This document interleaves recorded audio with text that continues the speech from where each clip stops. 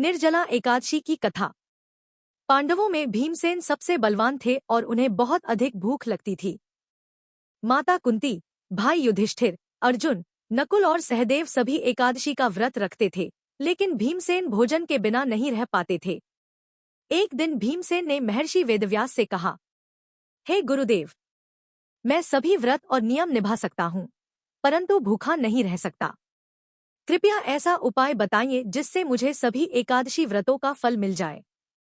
तब वेदव्यास जी ने कहा, ज्येष्ठ मास के शुक्ल पक्ष की एकादशी को निर्जला एकादशी कहते हैं। इस दिन बिना अन्न और बिना जल के उपवास करो। यदि तुम यह व्रत श्रद्धा से करोगे तो वर्ष भर की सभी एकादशियों का पुण्य प्राप्त होगा। भीमसेन ने इस कठिन व्रत को स्वीकार किया। उन्होंने पूरे दिन और रात बिना जल ग्रहण किए भगवान विष्णु का स्मरण किया। द्वादशी के दिन विधिपूर्वक पूजा करके दान किया और फिर व्रत खोला। उनकी श्रद्धा और तपस्या से भगवान विष्णु अत्यंत प्रसन्न हुए और उन्हें सभी एकादशी व्रतों के समान फल प्राप्त हुआ। तभी से इस व्रत को भीमसेनी एकादशी भी कहा जाता है। निर्जला एकादशी का महत्व। यह वर्ष की सबसे कठिन एकादशी मानी जाती है। इस व्रत से सभी पापों का नाश होता है। भगवान विष्णु की विशेष कृपा प्राप्त होती है। जलदान, अन्नदान और गरीबों की सहायता का विशेष महत्व है। निर्जला एकादशी की पूजा विधि। प्रातः ब्रह्ममुहूर्त में उठें और स्नान करके स्वच्छ वस्त्र धारण करें। घर के पूजा स्थान को साफ करके भगवान विष्णु की मूर्ति या चित्र स्थापित करें।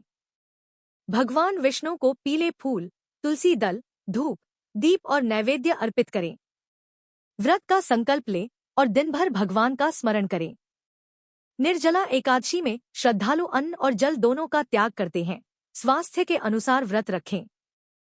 विष्णु सहस्रनाम, गीता पाठ या ओम नमो भगवते वासुदेवाय मंत्र का जप करें। रात्रि में भजन कीर्तन और भगवान की आराधना करें। अगले दिन द्वादशी तिथि में पूजा करके ब्राह्मणों, जरूरतमंदों या गौसेवा हेतु दान करें। तुलसी युक्त जल ग्रहण करके विधिपूर्वक व्रत का पारण करें। विशेष महत्व। इस दिन जल से भरा घड़ा, पंखा, छाता, फल और अन्न का दान करना शुभ माना जाता है।